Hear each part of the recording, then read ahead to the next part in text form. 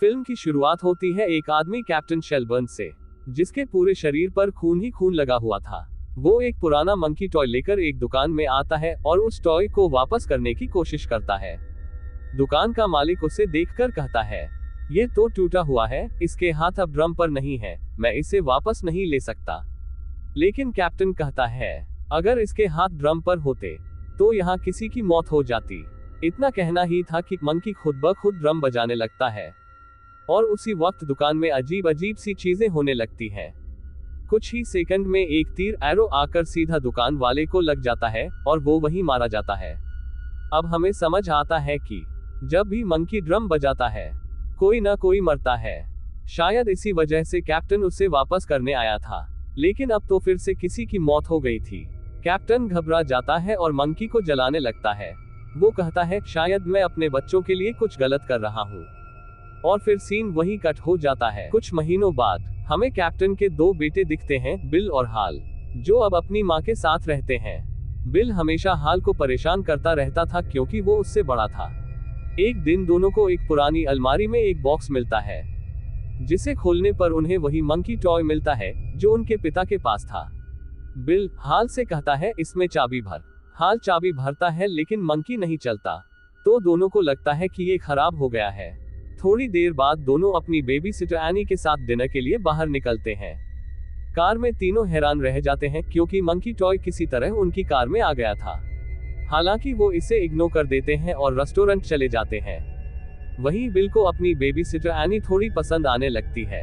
Restaurant का chef दो चाकुओं से खाना बना रहा था, तभी हाल को मंकी के ड्रम बजने की आवाज सुनाई देती है और अगले ही पल शेफ के हाथ से चाकू फिसलकर सीधा एनी को लग जाता है।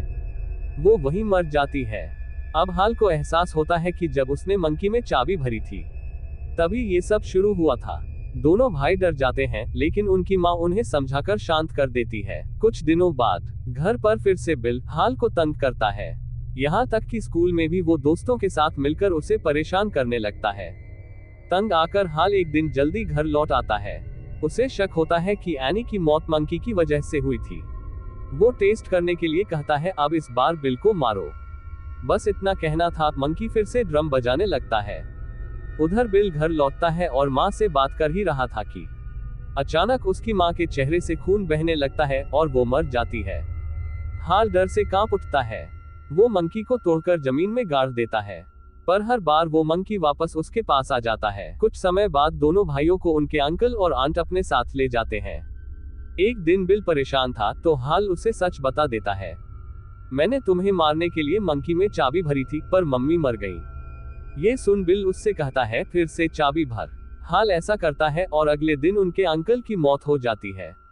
अब दोनों को पक्का यकीन हो जाता है कि इस मंकी में कुछ तो काला जादू है। दोनों उसे बॉक्स में बंद करके एक गहरे गड्ढे में फेंक देते हैं और सोचते हैं कि सब खत्म हो गया। 25 साल बाद अब हाल बड़ा हो चुका है और अपने भाई बिल से दूर रहता है। उसकी जिंदगी में भी मुश्किलें हैं। कोर्ट ने उसके बेटे पीट को उससे सिर्फ एक हफ्ते तक मिलने की इजाजत दी है। वो इस हफ्ते को खास बनाने के लिए बेटे को टूर पर ले जाता है। रास्ते में पीट अपने चाचा बिल के बारे में पूछता है, पर हाल कुछ नहीं बताता। उसी वक्त घर पर उनकी आंट एडा की मौत हो जाती है और मरने से पहले उसे भी मंकी के ड्रम की आवाज सुनाई दी थी। हाल और पीट एक होटल में रुकते हैं, जहां बिल का फोन आता है, मंकी वापस आ गया है, वो हमारी फैमिली को खत्म कर देगा। हाल कुछ समझ पाता इससे पहले ही होटल का एसी ब्लास्ट होता है और एक लड़की की पूल में गिरकर मौत हो जाती है। अब हाल को डर लगने लगता है। वो पीट को लेकर सुरक्षित जगह जाने की कोशिश करता है, लेकिन पीट इंसिस्ट करता है कि वो अपनी आंट के घर जाना चाहता है। दूसरी तरफ एक लड़का रिकी ऑक्शन में एडा का सामान खरीद लेता है, जिसमें वही मंकी टॉय भी था। जब हाल और पीट वहां पहुंचते हैं तो एजेंट बाबरा उन्हें एडा की मौत के बारे में बताती है। हाल पूछता है, क्या यहाँ कोई मंकी टॉय मिला था? बाबरा कहती है, मुझे याद नहीं। थोड़ी देर बाद जैसे ही बाबरा बेसमेंट का दरवाजा खोलती है, अचानक एक गोली चलती है और वो वहीं मारी जाती है।